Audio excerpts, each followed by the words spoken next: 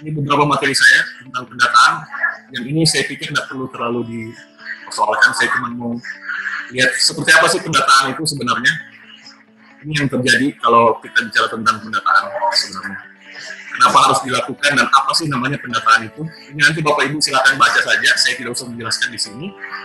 Materinya nanti akan saya bagikan ke panitia langsung. Yang paling penting di pendataan itu sebenarnya UBKD tahun ini itu tidak terlalu repot. Yang paling penting itu adalah data satuan pendidikannya harus wajib memiliki NPSN yang valid. Yang kedua adalah peserta didik harus memiliki NISN yang valid. Datanya dari mana? Data peserta didik menggunakan data Dapodik kalau untuk Kemdikbud dan EMIS untuk Kemenak. Seluruh data itu nanti akan diimport di web yang namanya pp.data.kemdikbud.go.id.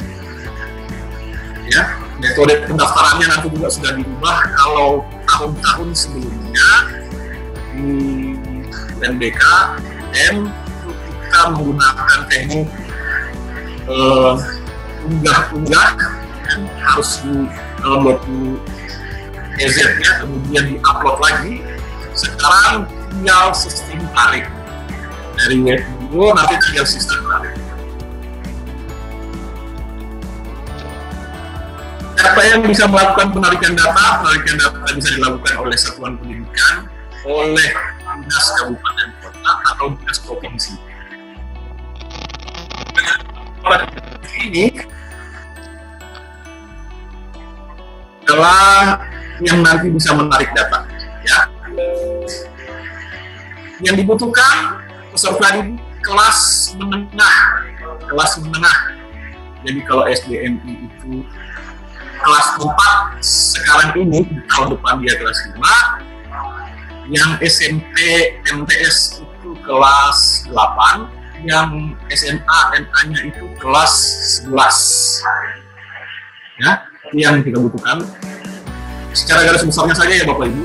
Di sini saya tidak akan menjelaskan terlalu banyak karena waktu terlalu pendek. Yang ini nanti silakan Bapak Ibu baca sendiri. Nanti materinya saya kasih. Yang paling penting-penting saja yang saya lihatkan. Nah, inilah dia yang kita bilang tadi, yang pesertanya SD, MI itu adalah di kelas 4 semester genap sekarang ini, kemudian kelas 5 semester ganjil nanti, karena jadwal ujian UBKD itu tahun depan untuk SDM itu diperkirakan bulan Agustus tahun depan. Kalau SMP, MTS, SMP, TK-nya itu di kelas 8, SMA, MA, SMK, SMAK, SMTK itu di kelas 11. Paket A di kelas 2, dan paket C. Di sini sebenarnya ada tambahan sedikit Bapak Ibu, yang namanya ponpes. Pondok pesantren itu, kalau saya tidak salah, datanya tetap melalui EMIS.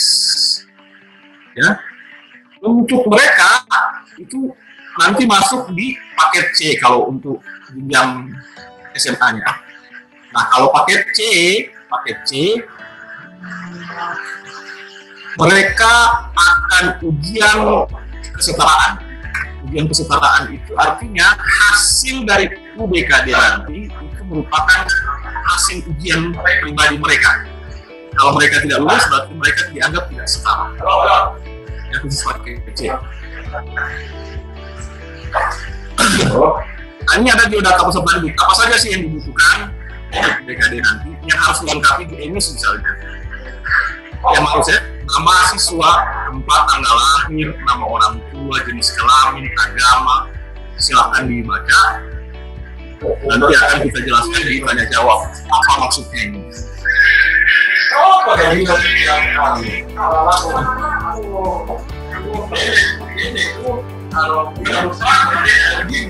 Ini adalah mekanisme pendataannya. Ini adalah mekanisme pendataan pengelolaan pendataan tingkat provinsi, data calon peserta berasal dari data peserta di sekolah madrasah, data calon peserta seluruhnya tingkat menengah, ya, perbaikan data melalui verbal PD. Tidak ada tempat lain. Dapodik dan ini sih yang diambil dalam kurikulum, program studi kompetensi kalian, kode peserta yang sebelumnya dan lain-lain.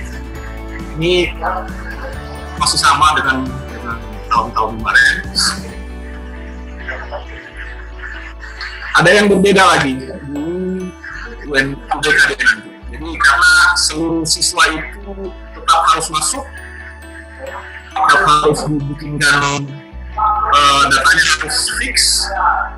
Nanti di pelaksanaannya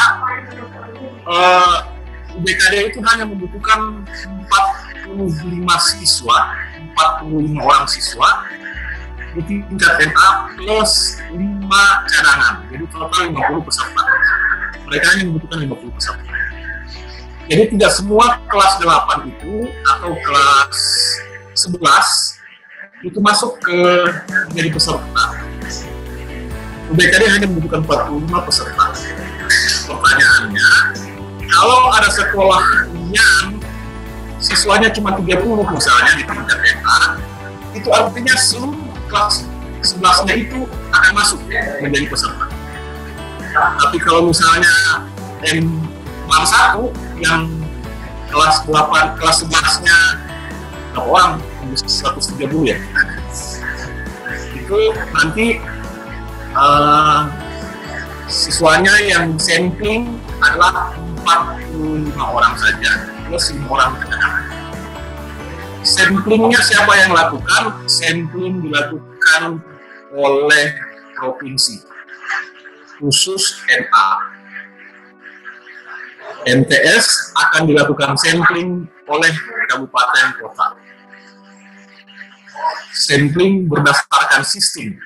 Jadi tidak ada MTS, NA, atau SMP dan SMA yang memilih siapa siswanya yang akan ikut menjadi peserta. Semua dilakukan sampling berdasarkan proporsi jumlah siswa per program studi kalau SMA sederajat, per bidang keahlian kalau SMK, dan rombel kalau MTS, SMP, dan SD sederajat. Yang akan dilakukan sampling secara otomatis dari sistem.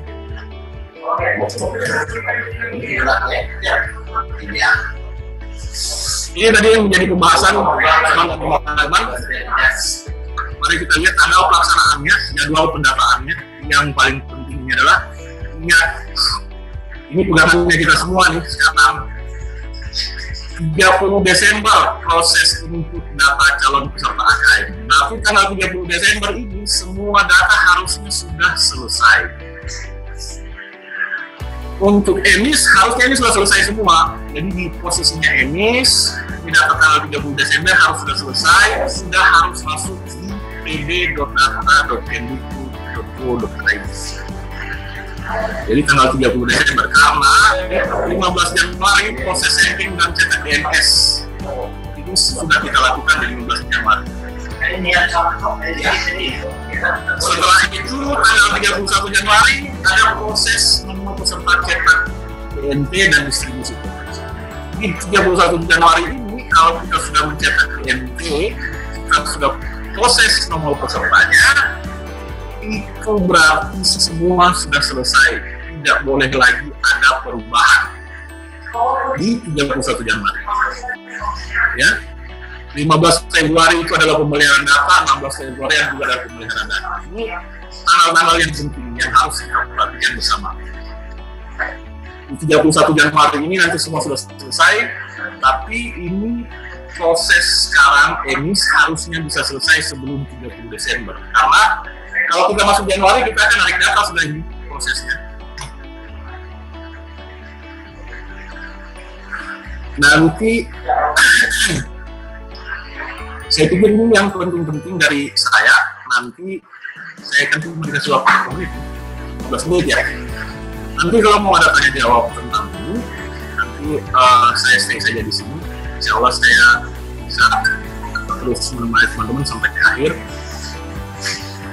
Mohon maaf kalau ada kekurangan karena saya posisi. Ini ada EMIS Madrasah yang online, selain yang menggunakan AV ya. Ini Verval PD, ada link PD data, ada link bio assessment MI sampai dengan bio assessment MA, sampai dengan proses jadwal pendataannya.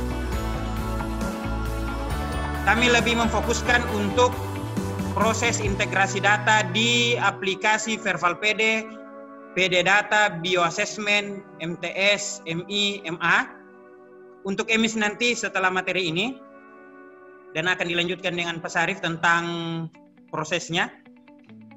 Yang perlu kita perhatikan adalah kalau emisnya kita di madrasah itu, teman-teman operator sudah menginput sesuai dengan SOP-nya, insya Allah datanya pertama harus masuk dari kelas 7 untuk MTS sampai dengan kelas 9 atau seluruh jenjang. Kelas 1 sampai 6 itu MI, sampai dengan kelas 12 jenjang MA. Itu harus masuk di Verval PD. Silakan Bapak Ibu tinggal klik saja login nanti di aplikasi ini. Ya. Usahakan semua masuk data siswa kita di dalam Verval PD. Nah, apabila semua siswa masuk di Verval PD, otomatis di link PD data, setelah Verval PD, link PD data. Apa sih fungsinya link PD data? Link PD data ini adalah server integrasi. Apabila siswa kita sudah masuk di Verval PD, ini fungsi Verval PD kita sudah ketahui secara umum adalah untuk proses penerbitan NISN masing-masing siswa di madrasah. Jalurnya adalah Verval PD. Alhamdulillah kita di madrasah mulai tahun pelajaran 2019-2020 kita sudah diberikan akses untuk melakukan penerbitan NSN itu di madrasah melalui aplikasi yang namanya Verval PD. Yang berikutnya link PD data. Apabila di Verval PD datanya sudah lengkap, otomatis data tadi yang di Verval PD akan masuk ke dalam link PD data. Ya.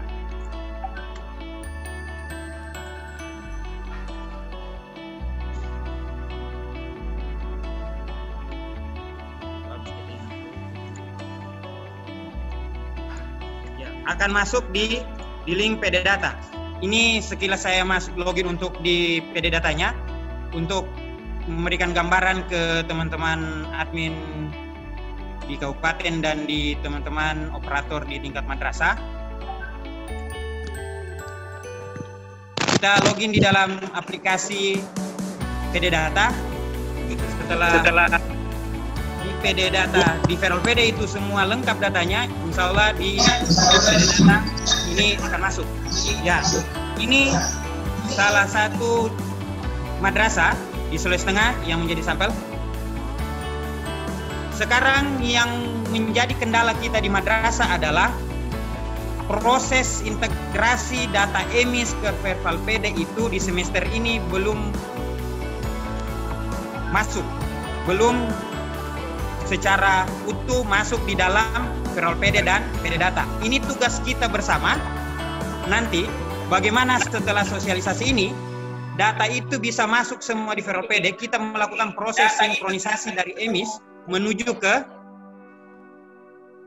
Verval data. Nah, ini kalau sudah data di Verval PD masuk, nanti akan masuk di PD AKM. Ini server integrasinya di PD AKM. Yang di PD AKM ini adalah siswa yang sudah ditentukan oleh Pusmenjar, yaitu siswa kelas 5 MI, kelas 8 untuk MTS, dan kelas 11 untuk jenjang.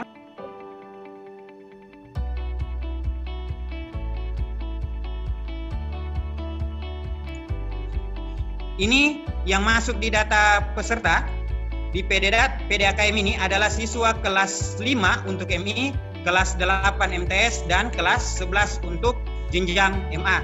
Itu sasaran untuk asesmen ini. Nah, apabila datanya sudah masuk di sini, insya Allah data di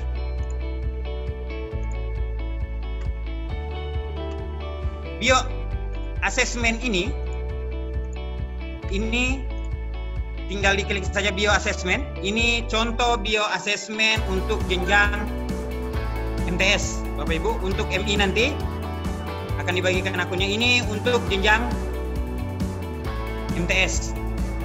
Di jenjang MTS ini, Bapak Ibu, silakan nanti login menggunakan akun yang sudah dibagikan.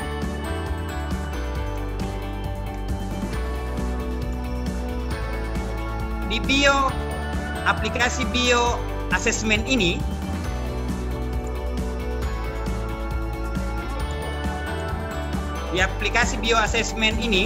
kita tidak bingung lagi untuk melakukan proses edit data, kita tidak lagi proses untuk bagaimana kita melakukan edit data nama dan lain sebagainya. Tetapi di biodata ini kita tinggal tarik data siswa. Tinggal tarik data peserta didik. Nah, masuk di menu biodata, silakan tarik data yang sudah masuk di dalam server integrasi. Silakan ditarik datanya. Apabila kendalanya terjadi seperti dalam keterangan, tulisannya tertulis di keterangan, data siswa dengan NPSN dengan seterusnya itu belum masuk dalam server integrasi.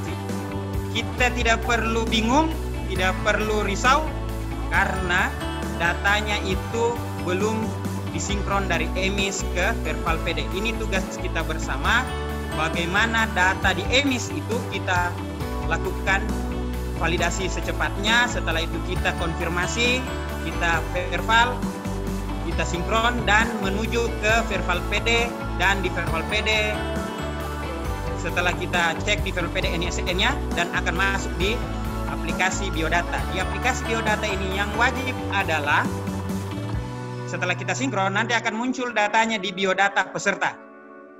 Ini apabila semua berhasil ditarik datanya nanti akan muncul di biodata peserta. Di dalam biodata ini yang paling wajib untuk ada adalah NISN peserta didik. NISN. Karena aplikasi itu di bio assessment ini adalah identitas siswa itu karakternya salah satunya terus punya NISN. Di mana NISN itu terbit? Di Verval PD. Dan NOPES ini kode peserta SD adalah kode peserta ujian jenjang sebelumnya. Kode peserta jenjang sebelumnya. Nah, kalau di MTS itu jenjang SD. Kalau MA itu jenjang MTS. MI itu bisa nanti kondisinya nanti akan masuk di linknya. Apakah ini kode peserta ada atau tidak. Nah, setelah itu, apabila data sudah masuk di dalam biodata peserta, nanti akan masuk di bio sampling. Biosampling ini data peserta kelas yang akan dijadikan sampel untuk asesmen itu adalah kelas 6, kelas 5, 8 dan 11 itu tidak semua masuk di biodata sampling. Ini hanya siswa yang telah dirandom, yang telah diacak oleh tim Pusmenjar. Kalau jenjang MI itu hanya 30 orang maksimal, kelas 5. Kelas 8 itu maksimal, kelas 8 MTS itu maksimalnya adalah 45 orang dan MA itu 45 orang juga. Ini maksimal di sini. Siapa yang tentukan? Yang tentukan bukan madrasah, yang tentukan adalah tim dari Pusmenjar. Kita tinggal menerima DNS dan DNT-nya. Nah, itu prosesnya. Nah, nanti akun ini akan dibagi oleh tim sehingga prosesnya nanti agak mudah. Ini